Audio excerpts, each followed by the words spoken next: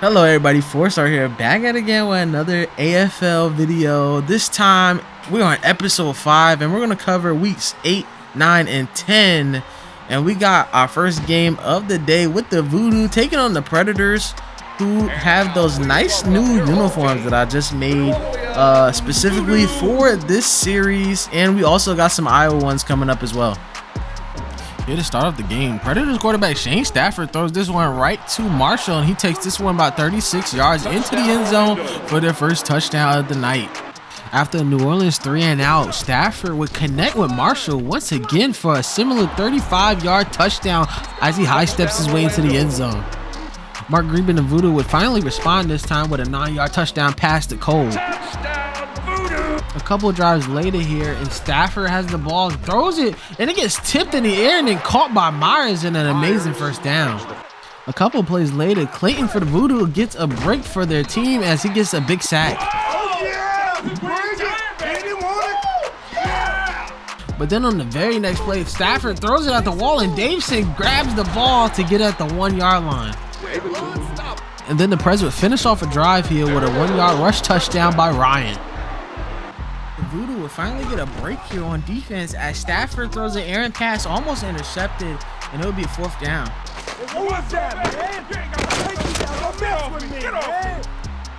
The Preds would set up for an easy 25-yard attempt, but is missed wide right. So now in range to tie up this game, Green would roll off to the right, but throw an errant pass right to the defender, and Marshall would get a good return on this INT. The Preds trying to capitalize on the play, but the Voodoo's defense holds strong, and they would have to settle for 3. Yeah, don't go cry on this mama, because she come out and knock on my back too. Nice, really nice. So after both teams exchanging field goals, Stafford would give it to Ryan once again for another goal line touchdown, his second of the day. So after yet another Voodoo field goal, Stafford would get sacked another time, this time by Lamont. Rush would hit this long field goal off the right hash to make it a 2-score game. So here in the fourth quarter, Green would try to make a comeback here, but he gets hit and throws an errant pass into an interception. That would end the game here for the Voodoo. It would be the final score of 44-27, and the Voodoo will get their first real dud of the season, while Orlando still only has 1 loss in the season. For our last game of week 8, we got the New York Dragons playing a rivalry game against the Philadelphia Soul. Both of these teams do not like each other, and both teams are surging here, especially the New York Dragons. Can they hold on and take the lead here in the Eastern Division? So Aaron Garcia starts off the game getting rushed here, but throws a fadeaway touchdown right to McKenzie to get their first score on the board. Nagy and a soul hit would try to respond here, throwing it to Brown, but it would get tipped and then intercepted by Harris. What an athletic pick. What is going on out there? Are you paying attention? Do you even know what's going on? I don't think so. Get out of my sight. Coach not happy with that interception, and Garcia would make them pay even more with this connection to Bergeron. He's been the man all season for him, and they get another touchdown together. So Nagy and the Soul trying to rebound here. He would roll off to the right and find Solomon all the way down the field for about a 25+ yard gain. And that would lead to yet another rushing touchdown by Duke Pettijohn. But Garcia and the Dragons not letting off the steam here as he has a great pocket and throws it right to Shepard for 6 points to go up by 2 scores. And Garcia and Shepard were not done just yet as Shepard gets the catch, makes a cut up the field, makes a man miss, and get into the end zone once again for another touchdown. The Soul down by 18, and they need to make moves quickly here as Nickerson gets the catch and gets a beautiful juke to get into the end zone for a touchdown. The Dragons offense, though, keeps on moving here with a run here to Glover as he breaks 2 tackles to get into the end zone for around a 20-yard touchdown run. The Soul trying to play catch up here as Nagy gives this ball right to Nickerson. He would take it inside the 5, and then Duke Pettijohn would get it back into the end zone for yet another touchdown on the run. Now only down 2 scores. Matt Nagy would find Solomon for this dot touchdown, and now they would only be down by 1 score. Yes, mate! Yes, mate! But New York once again keeping up that pace as Garcia finds a wide open Bergeron in the end zone for yet again another touchdown. Nagy and the Soul still not giving up, pinned at their own end zone, but gets an end zone touchdown by Nickerson, takes this one 49 yards. Now forcing New York to kick a field goal, Nagy would get the ball again and he would throw it again to Nickerson in the back of the end zone for yet another touchdown. Now down by 3. And on New York's possession, Garcia would try to throw the Bergeron, but yet it is no good. They would attempt a field goal to make it a 6-point game. Now with only 36 seconds left in the game here, down by 6, Nagy would find Brown right into the end zone for a touchdown, and they would take their first lead of the day. Oh yeah, I'd like to thank you, Hey, what about me? And now only needing a field goal here, Garcia tries to get it down the field, but he fumbled the ball, but Glover saves it. He picks it up, and they would have an opportunity to kick a game-winning field goal. The kick is up, it's long enough, it's deep enough, and it is good. And now with only 1 second left, Matt Nagy would try to heave it deep here. He drops back, and he's trying to look for Nickerson. He's been the one to get the deep balls all day, but he just can't get it. And that would end the game here. The final score 61-59. New York winning and outlasting the Philadelphia Soul here. And now they will go 6-2 in the season. And now they take the lead here in the East. And for week 9, Tampa Bay defeats Dallas 44-47 in a close one here as Josh Harris and Tampa Bay scored 2 touchdowns to win the game. Michael Bishop and the Cleveland Gladiators destroy Georgia 51-37. Clint Dolezal and the Los Angeles Kiss are on a roll as they win their 3rd straight game against Colorado 49-42. Now 3-4 in the season and back in the standings. San Jose becomes the 2nd team to beat Washington 44-37 in their hometown of DC. Arizona down 20-0 comes back all the way down and wins this game 48-44 against Chicago at home. Seth Bonner and the Albany Empire finally get their 2nd win of the season with a 10-point win against Baltimore. And finally, Joe Hamilton scores 6 touchdowns in a 53-22 rally against Jacksonville, who couldn't get anything done. And now let's get into week 9 of the AFL. So for the start of week 9, we got the Arizona Rattlers coming to Jacksonville to take on the Sharks. And the Sharks are trying to compete here in the South Division. So to start off the game, we start off with a first kick return here, and Bentros would get the reception, but he would fumble the ball here and it would get picked up by Jacksonville. And then a couple of drives later, Billy would give this one to Muhammad and he gets hit hard into the end zone for a touchdown. Now down 14, John Dutton throws a beautiful touch pass to Tony Locke to get into the end zone for their first score of the day. So after another Jacksonville touchdown here, John Dutton tries to throw a screen here, but he throws it behind him. Stevens will knock over his own coach to get the ball up and return this one all the way into the end zone for a touchdown. oh, how I feel it, yeah, whoa, oh, yeah, you don't need these legs. So now down 3 scores, the Rattlers have some work to do, and they get to work by giving this one to White. He takes it into the end zone for a goal line touchdown. Meanwhile, the Sharks do not let off steam as Filio throws this one right to Stevens for yet another touchdown. And the Rattlers relying on their run game heavily here as the toss play to right, and he will take this one around 35 yards into the end zone for yet another touchdown on the run. I'm so ready. Look at me. Here we go. Oh, damn. Pretty. Jacksonville was forced to take a field goal here, but their defense makes up for it with a big sack. Yeah, man, what's up? Hey, you okay? But Dutton shakes off the sack here as he would find Burns here for a 20-yard touchdown pass to try to keep them in the game. So forcing Jacksonville to another field goal here, Dutton would throw this ball here on 4th down, but Stevens would be there once again to cause the turnover on downs, and then they would give this ball right to Muhammad a few plays later to increase the lead.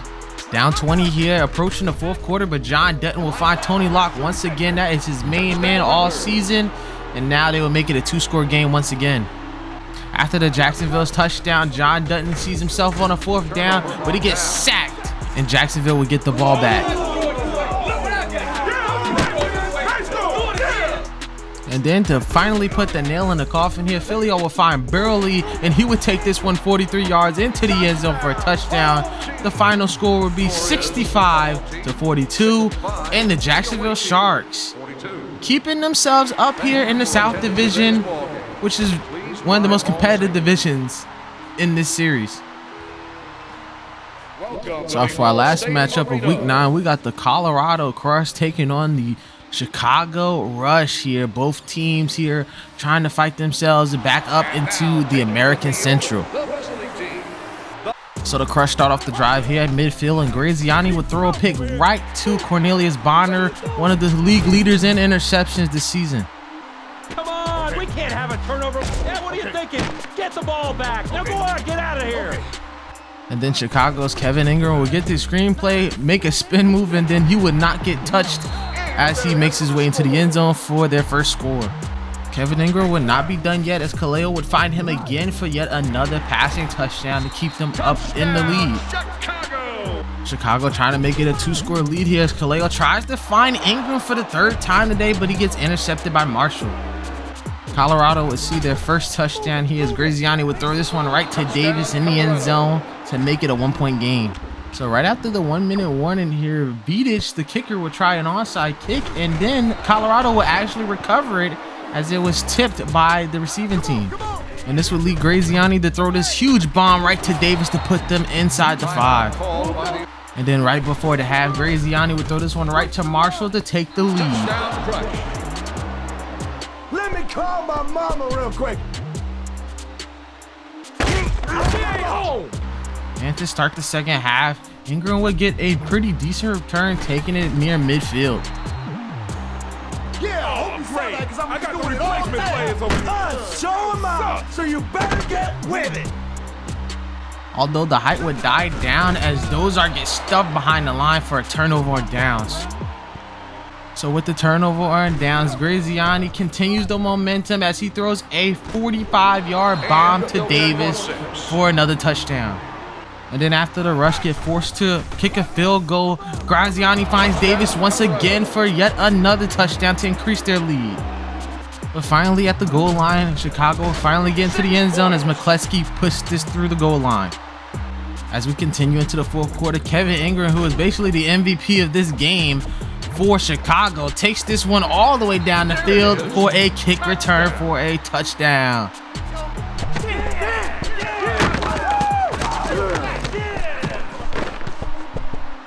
Unfortunately, Ingram can't do it all here as Kaleo would try to find somebody here on this 4th down, but the ball would get tipped away. That would end the game for Colorado as they would win this game 47-31 here, and they would get their 4th win of the season to tie up the standings here with Chicago at 4-4. So for the week 9 scores here, the Georgia Force pull out the upset victory against New Orleans here in the Phillips Arena as Frank Carter scores 3 rushing touchdowns along with Todd Hamill's 4 passing touchdowns and a big surge in the 4th quarter to get a win here. Dallas maintains 500 with a 56-53 close victory against Toronto. Josh Harrison and Tampa Bay Storm edge out yet another victory. I believe that's their 3rd straight victory after starting 0-5 and beating New York in St. Petersburg 47-31. He had 5 combined touchdowns, 3 passing and 2 rushing. Both quarterbacks Shane Stafford and Darrell Abraham secure a victory for Orlando, and now they are on top of their conference with a 49-44 win here in Orlando. A classic California shootout here as San Jose edges out a victory against Los Angeles 63-56 with 8 combined touchdowns between the 2 quarterbacks McPherson and Radesky. A DMV battle in Baltimore ends up with a Washington win 37-23, a low scoring game between the 2 teams, but Washington will go on and be 6-2 on the season after 9 weeks. And once again, Iowa fails to score over 30 points in another low-scoring loss against Albany as they lose 44-26 to a hot Sed Bonner, who scored 4 touchdowns this game. Now let's get right back into the action with our last week, week 10 coming up. And here for our last 2 games here for week 10, we got the Iowa Barnstormers against the LA Kiss here in Los Angeles, and we got the Iowa Barnstormers in their up-to-date 2022-2023 uniforms that are more akin to their IFL uniforms here in real life. And so after a Barnstormers touchdown, Dozell gets right to work, throwing it right to Bailey for a end zone to end zone touchdown, 49 yards to start off the game. And Iowa will respond here as John Fitzgerald dropping back here with some press coverage, throws it right to Taylor for another touchdown. And LA would respond right back here as Dolezal throws it right to Bailey. He breaks a tackle, and then he makes 2 men miss as he high steps his way to the end zone. Dolezal did injure his back on the play, but he would be back on the field. And speaking of Dolezal here, he would throw this one right to Nelson as he got hit on the throw. And then Fitzgerald and the Barnstormers, already up 1 score, would make this a 2-score game with another passing touchdown to Jackson. And then Dolezal disregarding his previous injury here and just channeling his inner Mike Vick as he takes a run right into the end zone for a touchdown. Fitzgerald will give this one right to Kissinger as he would rush this one into the end zone to respond. And then Dolezal channeling his inner Mike Vick once again, breaking 1 tackle, making a juke and making men miss as he runs this one in for his 2nd rushing touchdown today.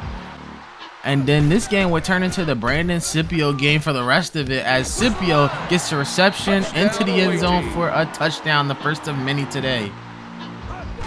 And then Dolezal here in the red zone throws it right to Scipio. Like I said before, it's the Brandon Scipio show as he gets his first interception. And then Fitzgerald would throw it to Scipio once again for his 2nd touchdown of the day. And then Dolezal will make yet another error as he throws this one right to Nelson, and he would even make a great return near as they get yet another turnover. Fitzgerald throws it right to Scipio once again for another touchdown. That's his 3rd touchdown of the day.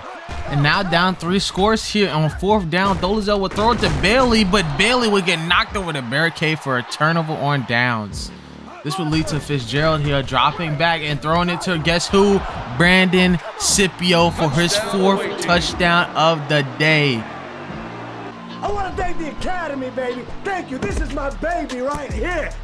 And then that would end the game there with the nail on that coffin. The Barnstormers would destroy the Kiss 70-38 to get their 3rd win of the season.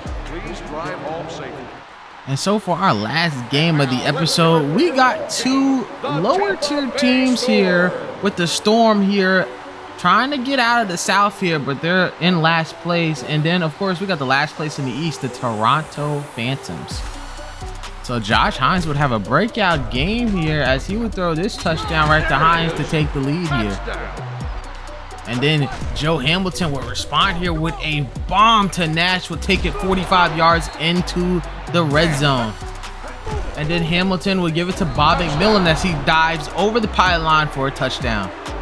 But then Josh Harris makes a crucial mistake here as he throws this one right into the linebacker Stubbs for an easy pick. Come here, come here. But then Hamilton trying to get down the field himself there, but it gets tipped at the line and then picked off by Rowe off of the tip. But then Harris would return the favor once again, throwing yet another easy pick to McCullough, and he would take this down the field inside the 20. So after the back and forth interceptions here, finally somebody would get on the board here as Holmberger bombs this one for 3 points.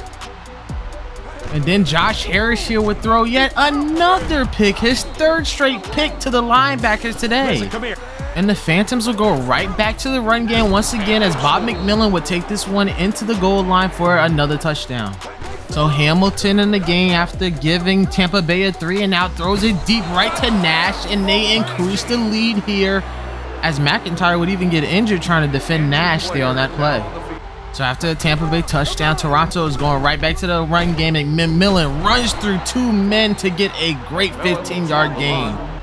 And this would set up a great passing touchdown here from Hamilton to Gore to increase the lead once again.